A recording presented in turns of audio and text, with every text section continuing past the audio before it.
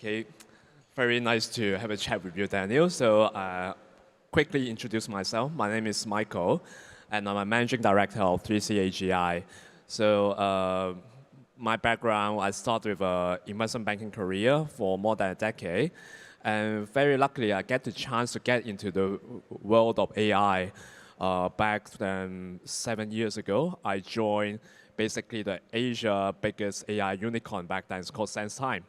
So I lead the capital markets team in SenseTime, go through the whole IPO process, get listed in Hong Kong in 21, and build the Middle East business over there as well. So 2 years ago, together with the founder of SenseTime, together with a very early member of SenseTime, we come out and build this AI fund that focus on AI infrastructure investment, 3C AGI. And then I think it's a quite rare team in Hong Kong. We focus on this deep tech area, and also to being really come from a builders of AI unicorn to investment. And we also recognize by NVIDIA is that we are a few AI VC that in the AI in the NVIDIA Global VC Alliance. So some background to us. So Daniel, how about yourself? Thanks. Great to be here. Yeah, my background is radically different. I've been working in active research for about 12 years now. My expertise is entirely quantum technologies. So until 2020, I've been around universities where I've done active research. I held permanent positions around the field of quantum computing theory, quantum machine learning, and related topics. Then since 2020, I have started a research group for Huawei Technologies here in Hong Kong. We are based in Science Park.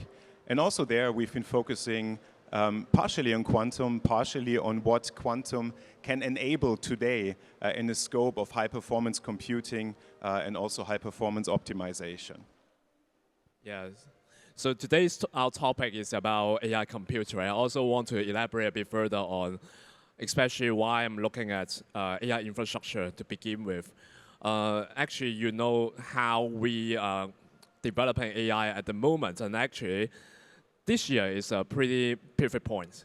So when you think about, we already worry about how much energy, how much of resources you have to support the data center and to support the AI development this day.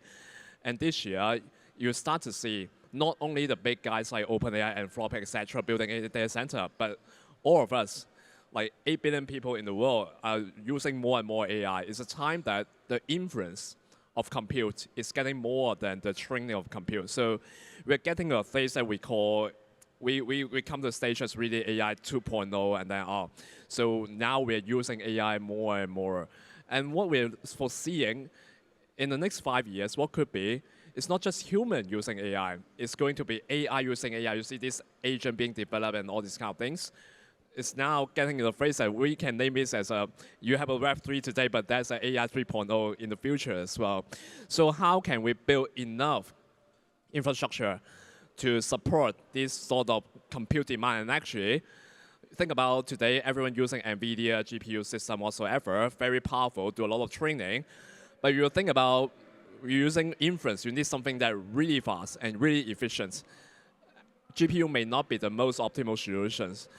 Today, building a data center plant, most of the energy you spend on the data center, actually, 40% is really using to run the GPU and run out the AI. And then 40% is being used for cooling. And the GPU itself is basically less than half utilized every time you run it, because there's a lot of things that like GPU is not used for AI. So think about how GPU start. It starts with video game rendering, right? So gaming, this is the purpose. But because it's powerful to run a lot of parallel computing, then you use it. Is there any better solutions here? That's something that we've been looking on, and something that more long-term sustainable to really fit into the future when we need more of this demand. It will be surging.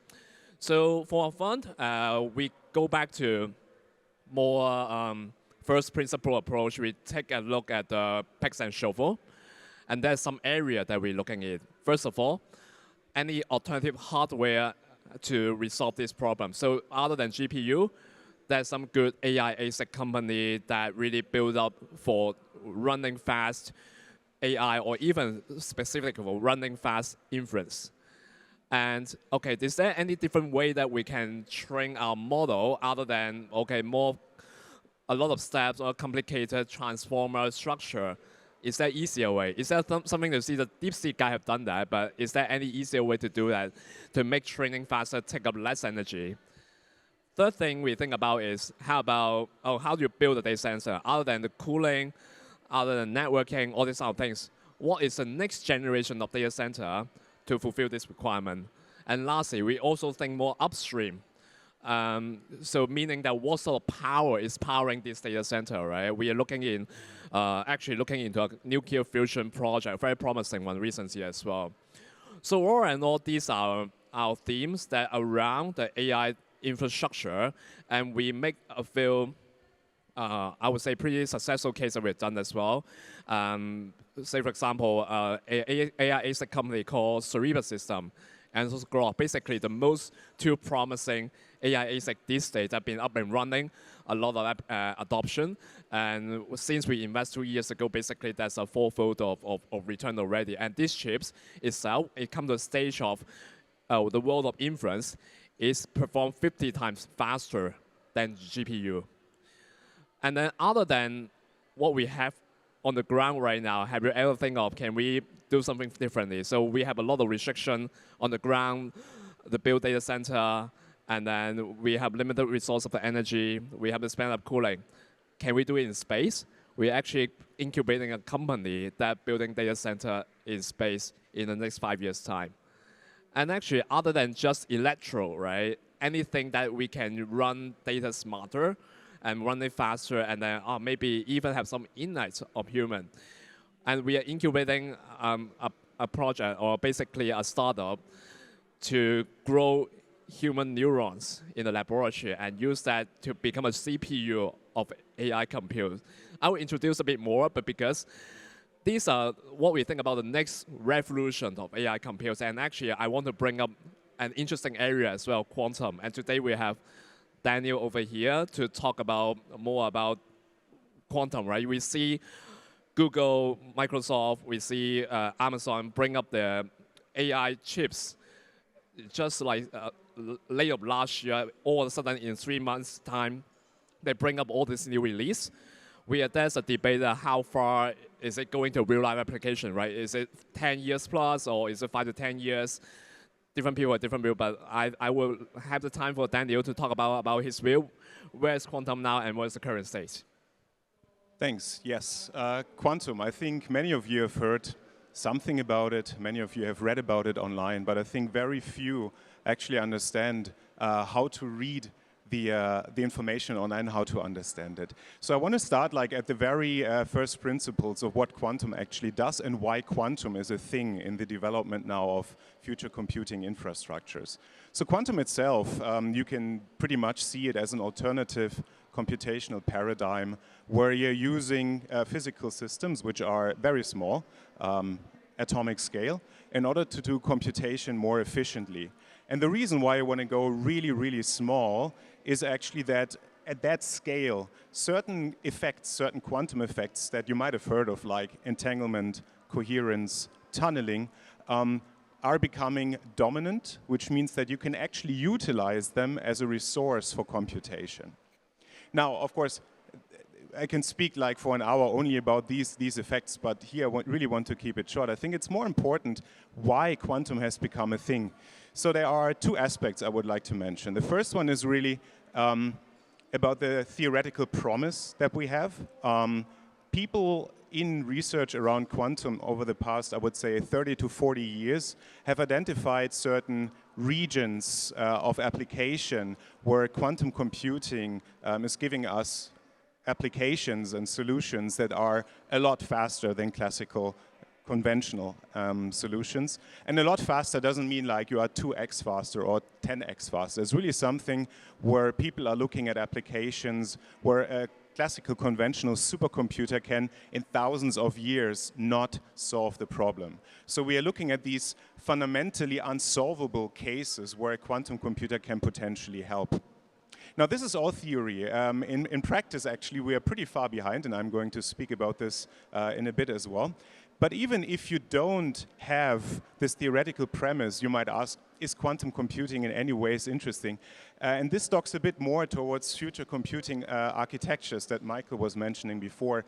Yes, for a very simple reason that at the moment we are relying on scaling of our computational power according to Moore's law or something beyond, where what we're actually doing is just shrinking down components up to a level where, well, we scale with the amount of packing of transistors, or like a couple of smart tricks in terms of chip design. But ultimately, it's accepted that these kind of laws, this kind of scaling is not sustainable. So independently of that, we need to find novel solutions. And that is, of course, beyond quantum for all future computing paradigms applicable. But quantum is one of the most promising ones, because quantum is among the only ones at the moment that has shown to be general purpose computation from a very different point of view. So the question is, where are we today? In bare numbers, we have 105 qubits, which sounds very, very small. And that means as well that at the moment we are about 20 years behind applicability. Okay, let me explain this for a moment. Quantum technologies at the moment are really where classical computing, conventional computing was around the 1950s. People are still experimenting a lot with architectures. There are 3 big architectures people are looking at, which is basically photonic computation, which is superconducting computation, which is trapped ions. But none of them are standardized. So these 3 architectures are what I would say the tech world has at the moment settled on, but all of them have stark deficits and some benefits. For instance, superconducting computation requires close to 0 temperature. If you deviate a bit from those temperatures, your computer is going to fail. Photonic computation needs absolute darkness. If there are a couple of photons around from ancillary light, your computer is going to fail. And then if you have coupled ionic systems, in this case, what you need is a perfect vacuum. And also setting up a vacuum is something that is extremely difficult. So also here, we are having actually a hard time satisfying these environmental constraints. And for that reason, what we can do today really is about 30 to 40 milliseconds of computation. If you go beyond that, the quality of a computation is actually going to fall apart. So this kind of challenges us very, very much, meaning that ultimately we are still at very small scale systems, the best one being at the moment Google. Okay? Google has 105 qubits, and that's where we stand at the moment. Of course, when you look online, you might read different numbers. For example, Quantum CTech in China says they have 500 qubits. IBM 2 years ago said they had 1,000 qubits. But the problem is that what people often don't speak about is physical versus logical qubit numbers. What you read are physical qubit numbers. These are the systems that you're using for computation.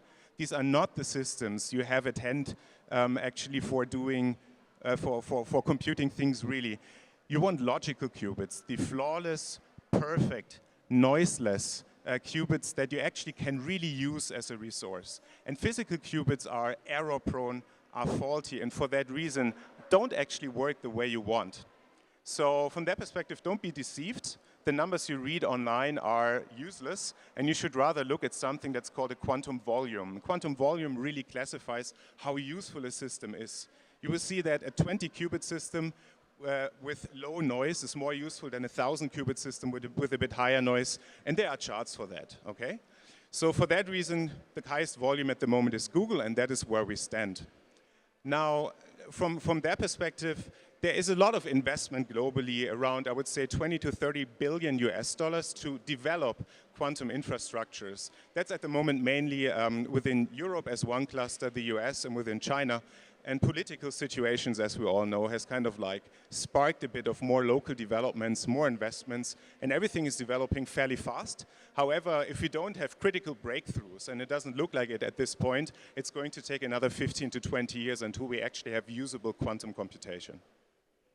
Wow, it seems taking quite long, but can I learn a bit more how you see quantum or the learning from the quantum can really applicable today on what kind of industry, or is there any way, okay, you need very extreme sort of condition for you to really run a quantum computing, but yeah, how can we bring it to, say, for example, room temperature and those other things, but you can still use some of the learning from quantum for today's applications? Yeah. Okay, two questions. So the first one was about applications that people have been working on for a while. I think the most promising application is high-performance optimization. This is the very first one where people at the moment are building hybrid systems. They are complementing faulty small quantum computers with high-performance computing, like just a classical HPC environment. This is useful actually for quite a lot of different fields.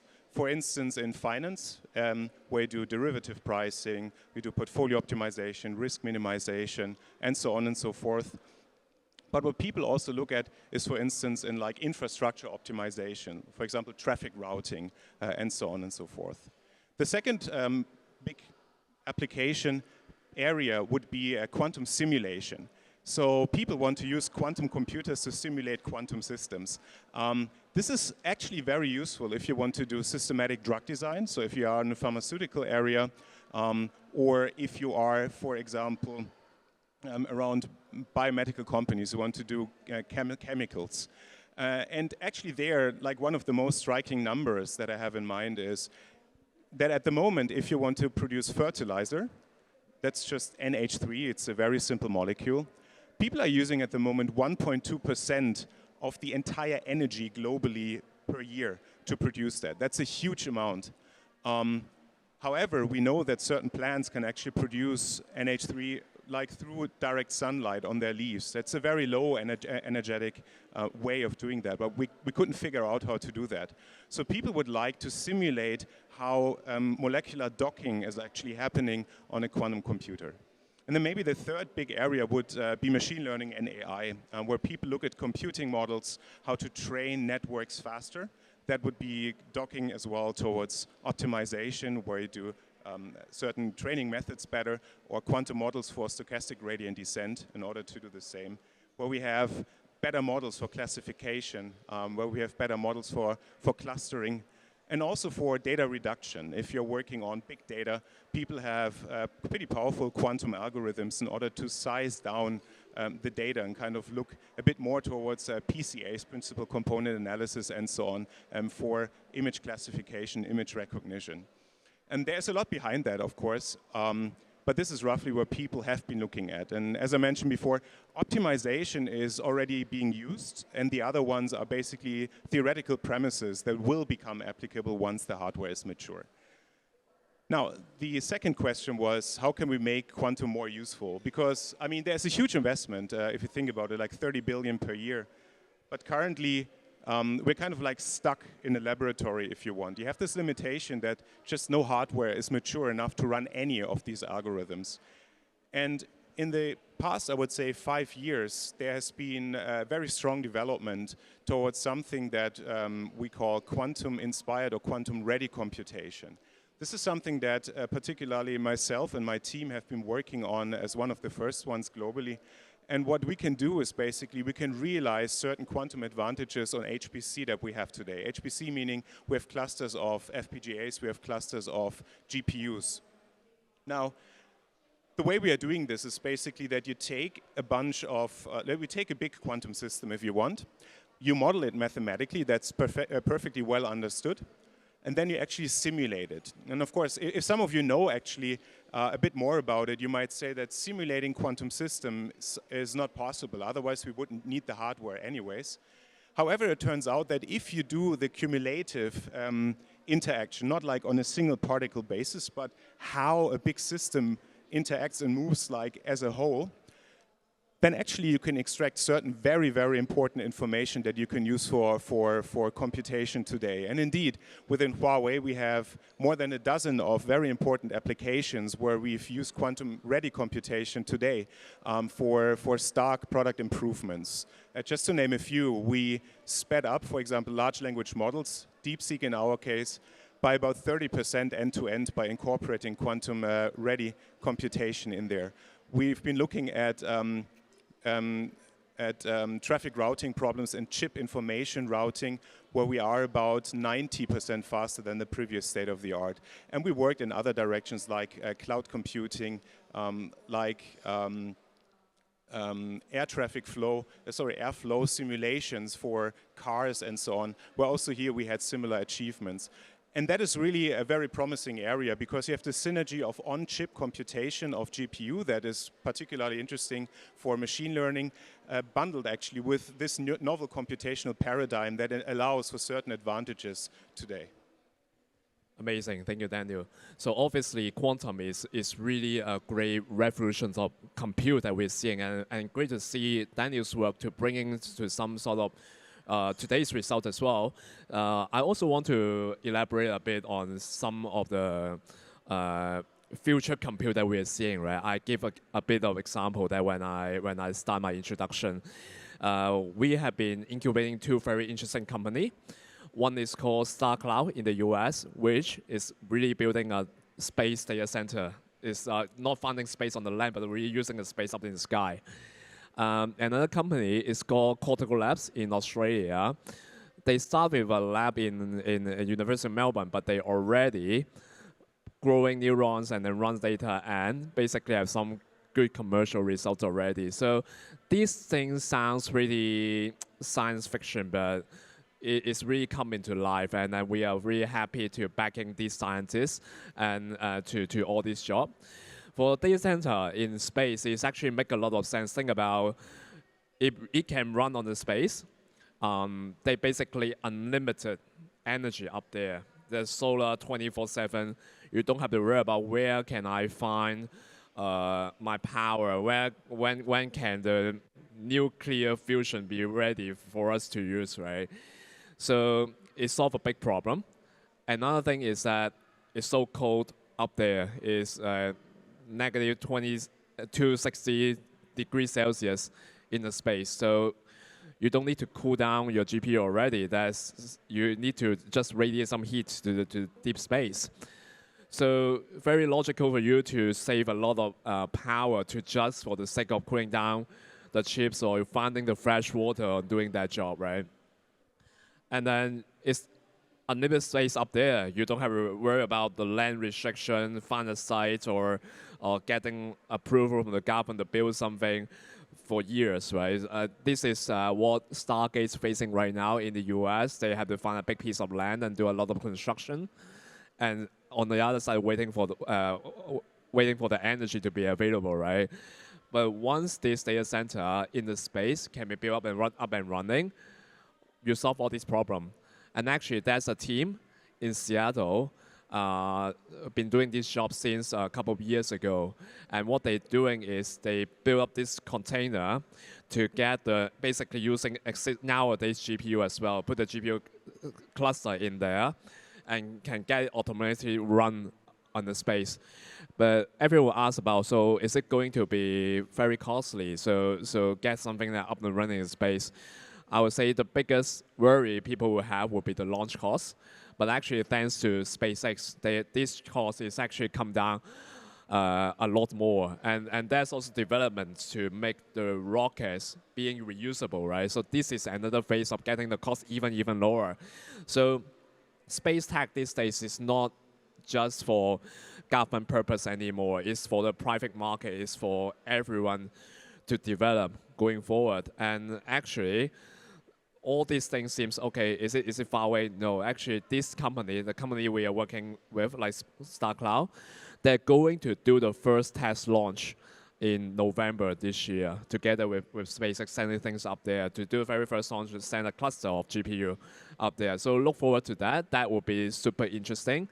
And actually, when they are targeting to put a sizable data center, or you form a sizable data center like a 40 megawatts, in 5 years' time up there, and the operating costs on doing that, taking account of what I've talked about, energy, cooling, and land, all these kind of things, the operating cost on the space is only 5% of what you're doing on the Earth. So it's much cost saving.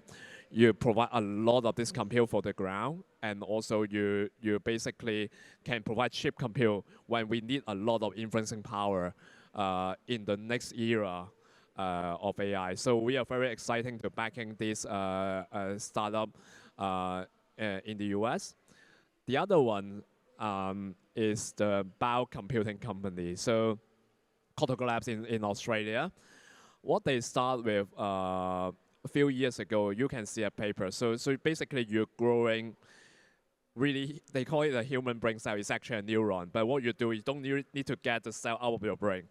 So you can now use skin cell along with, and turn it to stem cell, and then they would grow into neuron. And you put like 800,000 of neurons onto a chips. Basically, it's a chips today that can detect the activities of this neuron. You can assign tasks for this neuron.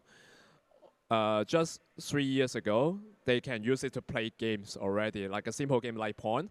But this is a very good result that comparing you training up an AI model to do this task.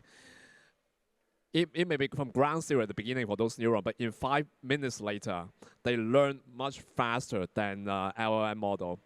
And think about human brain versus a supercomputing. You save much energy for you to do the same task. Basically, to generate, give a unit, like 1 exaflop of computing power, a data center, make use of 10 to 20 megawatts of energy. But for your brain to do this task, basically you just make use of 10 to 20 watts. So it's like turning on a light bulb versus energy usage by 1,000 of homes. So it's actually very smart, like human brain and neuron is very smart to processing data and save a lot of energy. And they're smart in the sense that they got insights. They can learn things very fast. You don't need to give them a lot of sample. You don't need to feed them many data. Basically, they can learn things in a very quick way.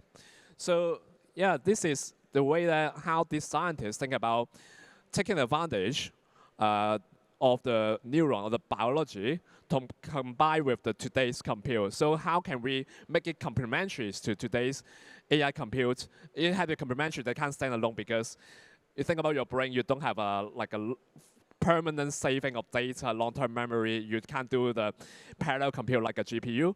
But how can you become a CPU to work with this GPU to work smart, right? And interesting, okay, again, it sounds very far-fetched, but this company already proven themselves. In March this year, in a MWC conference in Barcelona, they already put together one biocomputer as a protocol to be sold to some companies to use to do some data processing and some training already. Basically, they got good orders from different kind of usage. Not only research, not only so niche usage, but they sold to university, of course. They sold for medical research, for drug discovery, very helpful. Robotic company is working with them already. How to bring the next brain, build the next brain for the robots.